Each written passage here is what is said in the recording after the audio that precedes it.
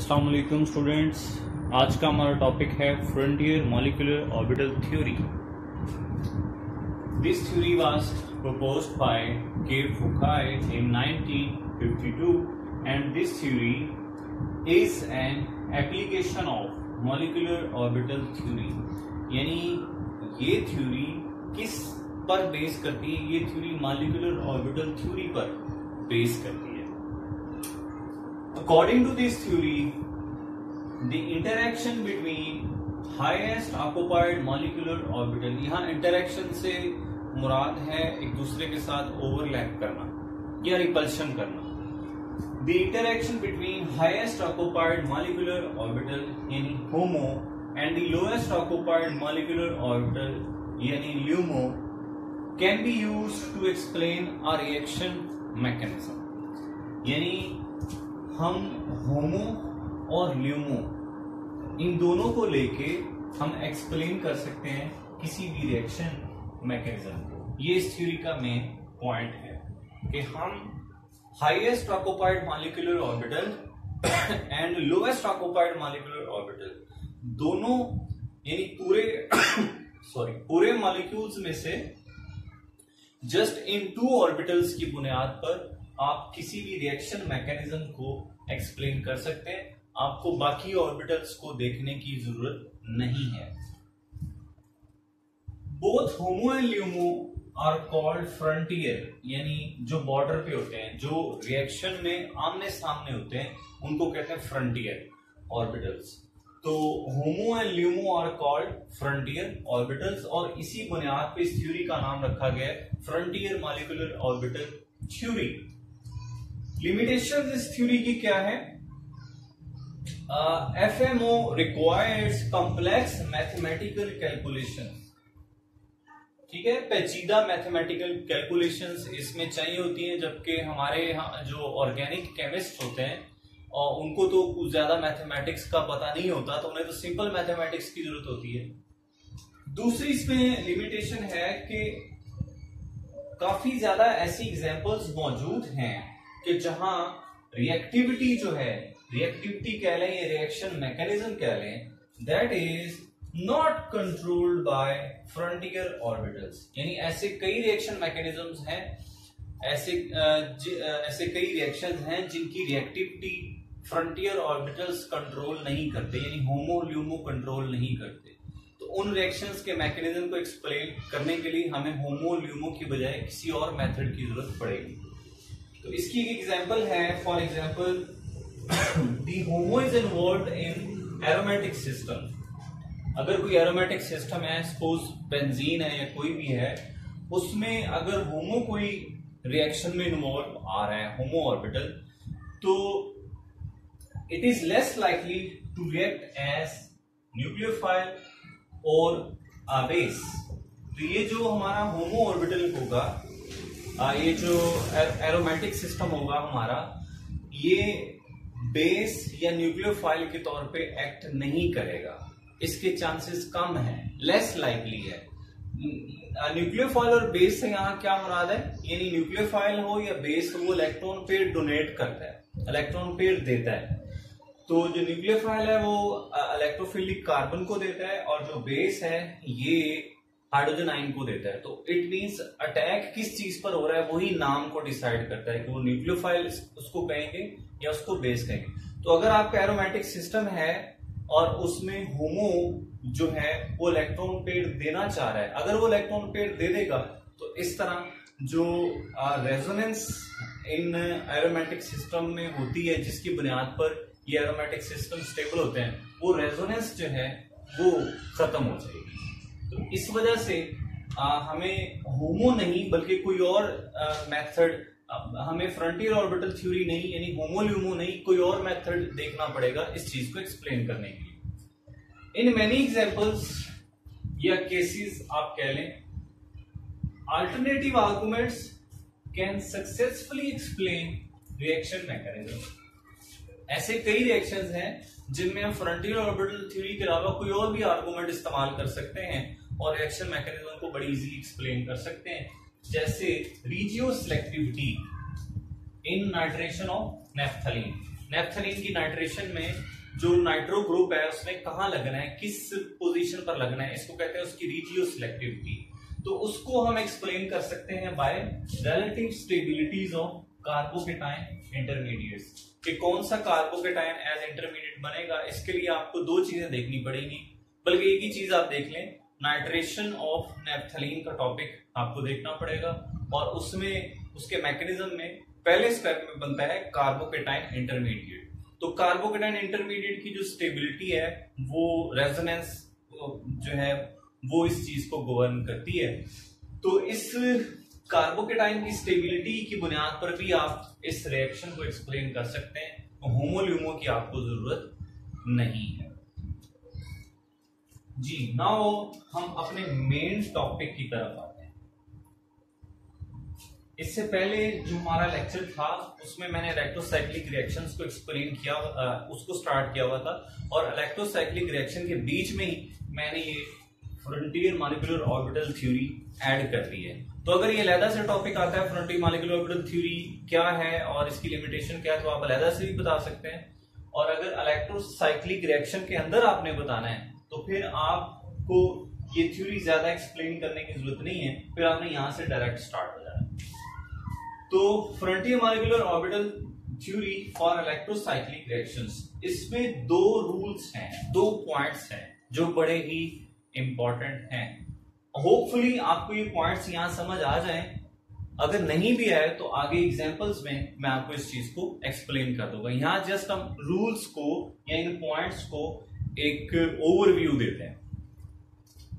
For an 4n pi electron system, यानी एक ऐसी एसाइक्लिक पोलीन, एक ऐसी एसाइक्लिक पोलीन कि जिसमें इलेक्ट्रॉन्स, जो पाई इलेक्ट्रॉन्स हैं वो कितने, 4n, यहाँ n से मुराद है 0 1 2 3 4, यानी 4 हो सकते हैं, 8 हो सकते हैं, 12 हो सकते हैं, 16 हो सकते हैं, सो ऑन। तो ऐसे इलेक्ट्रॉन सिस्टम के लिए इलेक्ट्रोसाइक्लिक रिएक्शन होगा इन कॉनरोटेटरी फैशन। हमने पिछले लेक्चर में पढ़ा कि कॉनरोटेटरी फैशन क्या होता है और डिसरोटेटरी फैशन क्या होता है। कॉनरोटेटरी फैशन ये होता है कि जब ऑर्बिटल्स जो हैं वो सेम डायरेक्शन में रोटेशन करें, दोनों ही क्लॉकवाइज रोटेशन करें या दोनों ही एंटी क्लॉकवाइज रोटेशन करें, तो इसको कहते हैं कॉनरोटेटरी फैशन, कॉनरोटेटरी वे लफ्ज भी आप इस्तेमाल कर सकते हैं। अंडर थर्मल कंडीशन, यानी अगर आप रिएक्शन थर्मल कंडीशन में करवा रहे हैं तो जो मॉलिक्यूल के लास्ट जो पी ऑर्बिटल्स हैं, टर्मिनल पी ऑर्बिटल्स, उनकी जो रोटेशन है वो रोटेशन किस तरह होगी, कॉनरोटेटरी। और अगर आप फोटोकेमिकल कंडीशन यूज करें यानी लाइट यूज करें तो फिर उसकी रोटेशन किस तरह होगी, डिसरोटेटरी। तो आप इस बात को दोबारा देख लें कि अगर आपके पास 4n पाई इलेक्ट्रॉन सिस्टम है, यहां पर इलेक्ट्रॉन सिस्टम से हमारा एसाइक्लिक पोलीन, बेशक वो रिएक्टेंट में हो बेशक वो प्रोडक्ट में हो, हम उसी की बात करें। तो अगर आपके पास ये सिस्टम है तो इसका इलेक्ट्रोसाइक्लिक रिएक्शन पॉसिबल कब होगा, जब आप थर्मल कंडीशन यूज कर रहे होंगे तो कॉनरोटेटरी मोशन रोटेशन होगी, और अगर आप फोटोकेमिकल कंडीशन यूज करें फिर डिसरोटेटरी मोशन होगी। पॉइंट नंबर 2, इफ आपके पास एक इलेक्ट्रॉन सिस्टम है 4n+2, ऊपर वाला ही पॉइंट की वर्डिंग आप नीचे यूज कर सकते हैं, सिर्फ जहां जहां मैंने अंडरलाइन किया हुआ है वो चीजें आपने चेंज करते जाना है। यानी यहां 4n की बजाय 4n+2 पाई इलेक्ट्रॉन सिस्टम अगर आपके पास हो तो फिर ये बात उलट हो जाएगी। यानी फिर इलेक्ट्रोसाइक्लिक रिएक्शन अगर आपने करवाना है तो थर्मल कंडीशन में आपको डिसरोटेटरी रोटेशन जो है वो पी ऑर्बिटल्स की होगी, और फोटोकेमिकल कंडीशंस में जो रोटेशन है वो कॉनरोटेटरी होगी। ठीक है जी, यानी इफ आप 4n की जगह 4n+2 यूज करते हैं फिर यहां कॉनरोटेटरी की बजाय डिसरोटेटरी और यहां डिसरोटेटरी की बजाय कॉनरोटेटरी आपने लगा देना। आगे हम एग्जांपल्स देखिए।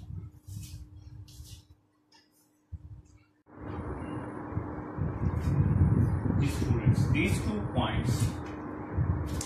points are also called Woodward-Hoffmann rules, इनका एक और नाम भी है। और let us see the explanation of these points.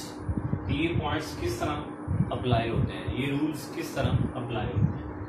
तो first of all first point को ले लेते हैं जिसमें किस सिस्टम की बात की गई है, 4n pi इलेक्ट्रॉन सिस्टम की बात। लेट अस सी 4n pi इलेक्ट्रॉन सिस्टम। इसमें आपको पता है इलेक्ट्रोसाइक्लिक रिएक्शन रिवर्सिबल है। इट मींस कि एक एसाइक्लिक कंपाउंड यानी ओपन चेन से साइक्लिक भी बन सकता है और साइक्लिक से ओपन चेन भी बन सकता है, दोनों पॉसिबिलिटीज हैं। तो इस सिस्टम में हम पहले साइक्लाइजेशन वाली पॉसिबिलिटी को चेक करते हैं। तो मैंने यहां एग्जांपल ली है 2e 4e 24 हेक्साडाइईन। इसमें 2 डबल बॉन्ड्स हैं इसलिए डाइईन है, और हेक्सामीन टोटल इसमें जो कार्बन है वो 6 है। और आप नंबरिंग कहीं से भी कर लेंगे, इधर से स्टार्ट करते हैं 1 2 3 4 5 6। तो पॉइंट 2 पर ई कॉन्फ़िगरेशन आ रही है। ई मीन अपोजिट है, ये ट्रांसफॉर्म है। तो अल्काइल ग्रुप्स के केस में आप ई की जगह ट्रांस और जी की जगह सिस भी लिख सकते हैं। तो इट मींस आप ये भी कह सकते हैं trans trans. Is it clear? आप ये भी कह सकते हैं trans trans 2,4 hexadiene. Let's see ये मैंने क्या बनाया हुआ है। आपने इस कंपाउंड को एज क्या लेना है, आपका क्या ख्याल है? आपने पीछे जो मैंने आपको molecular orbitals and orbital symmetry वाला टॉपिक पढ़ा है, उसमें आप सोचें कि ये किस सिस्टम के साथ मैच करता है। इथीन के साथ कर रहा है, या 1,3-ब्यूटाडाइईन के साथ कर रहा है, या 1,3,5 हेक्साट्राईन के साथ कर रहा है। तो ऑब्वियसली ये एक डाइईन है, ठीक है जी। तो ये डाइईन है, 2 डबल बॉन्ड्स इसमें है। तो इसमें आपको मॉलिक्यूलर ऑर्बिटल्स याद करने चाहिए, माइंड में आने चाहिए। कौन से मॉलिक्यूलर ऑर्बिटल्स? जो कि psi1 psi2 psi3 and psi4, ठीक है जी। ये हमने इसमें पढ़े थे psi1 psi2 psi3 and psi4। तो इसमें टोटल 4 इलेक्ट्रॉन्स हैं। अगर आपको ये टॉपिक यहाँ पे मेरी बातें मुश्किल लग रही हैं तो आप मेरा वो वाला लेक्चर देख सकते हैं। Molecular orbital and orbital symmetry में मैंने ये एग्जांपल एक्सप्लेन की हुई है। 1,3-ब्यूटाडाइईन में आप ये चीज देख सकते हैं। तो टोटल पाई बॉन्ड के 4 इलेक्ट्रॉन्स हैं जो यहाँ इन दोनों में आ जाते हैं, ठीक है। और ये वाला आपका एम्प्टी और ये वाला भी अनऑक्युपाइड यानी एम्प्टी रहता है। तो इनमें से Which orbital is your homo orbital?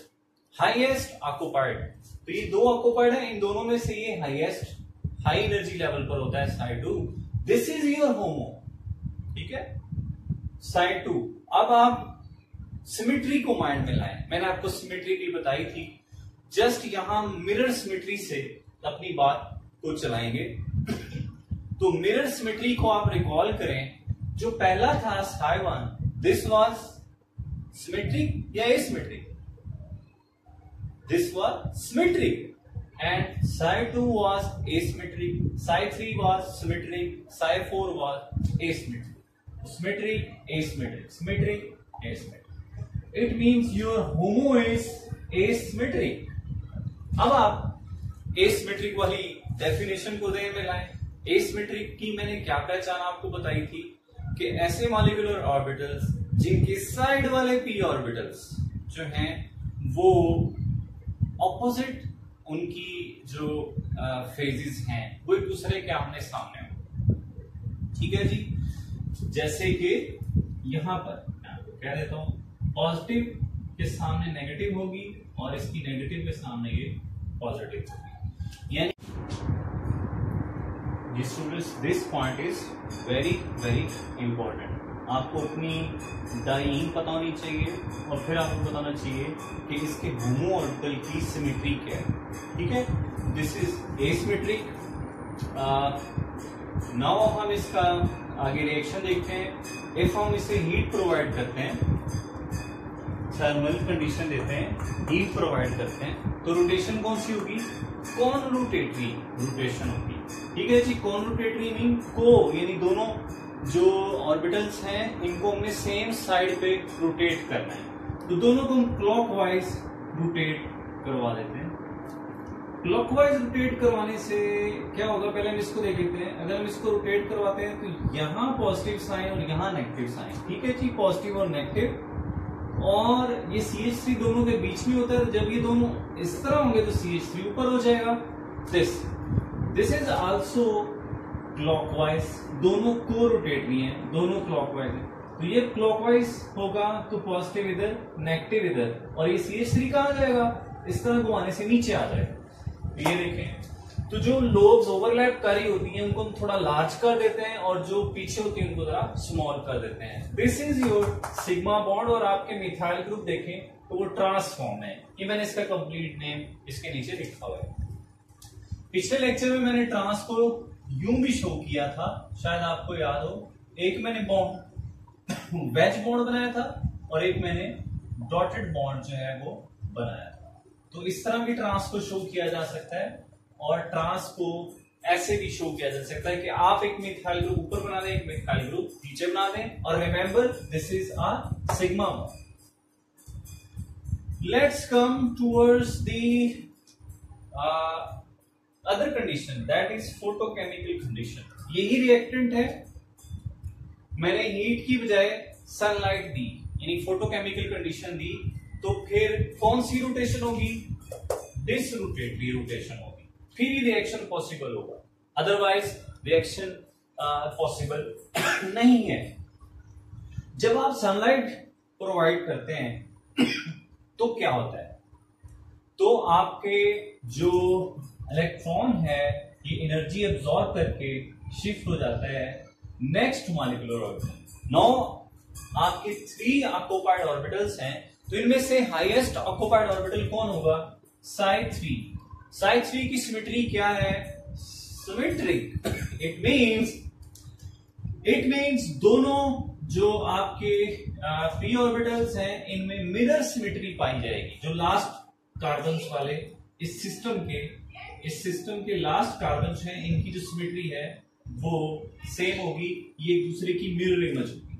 ठीक है जी, इनमें सिमेट्री पाई जाएगी। तो ये चीज बहुत इंपॉर्टेंट है, अगर आपको ये नहीं पता तो फिर आप रिएक्शंस को अंडरस्टैंड नहीं कर सकते।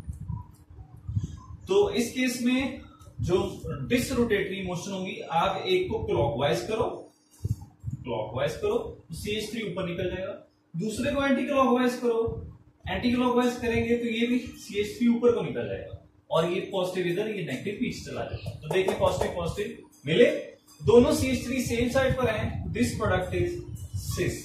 तो बच्चों आपने क्या किया है? आपने जस्ट कंडीशन चेंज की है, यानी हीट की बजाय आपने लाइट प्रोवाइड की है, तो आपका प्रोडक्ट ही चेंज हो गया, वो ट्रांस की बजाय सिस बन गया। यही पेरिसाइक्लिक रिएक्शंस की जो है वो बात है कि ये बड़े स्टीरियो स्पेसिफिक रिएक्शंस होते हैं। तो ये भी सिग्मा बॉन्ड बना, और सिस प्रोडक्ट को मैंने पहले यूं शो किया था, दोनों मैंने वेज बॉन्ड बनाए हुए थे, तो ऐसे भी सिस प्रोडक्ट को शो कर सकते हैं। नाउ हम रिंग ओपनिंग की तरफ आते हैं। हमने यही प्रोडक्ट मैंने ट्रांस ले लिया, और इलेक्ट्रोसाइक्लिक रिएक्शन, क्योंकि ना सिर्फ साइक्लाइजेशन होती बल्कि रिंग ओपनिंग रिएक्शन भी ये देते हैं। तो यही प्रोडक्ट मैंने इधर ले लिया, इसमें ये आपका सिंगल बॉन्ड है। एक चीज मैं यहाँ पे क्लियर करता चलूं कि जो आपका इलेक्ट्रोसाइक्लिक रिएक्शन में साइक्लाइजेशन होती है तो आपका एक पाई बॉन्ड कम हो जाता है। ठीक है, तो इसलिए यहाँ 2 में से 1 पाई बॉन्ड आपको मिला। हम कहते हैं कि 1 पाई बॉन्ड जो है वो सिग्मा में चेंज हो गया, और सेकंड पाई बॉन्ड अपनी पोजीशन चेंज कर लेता है। सेम यही चीज आपने इधर भी अपने माइंड में रखनी। तो ये बात, और नेक्स्ट पॉइंट नंबर 2 ये हम सेकंड नेक्स्ट लेक्चर में इस चीज को डिस्कस करेंगे।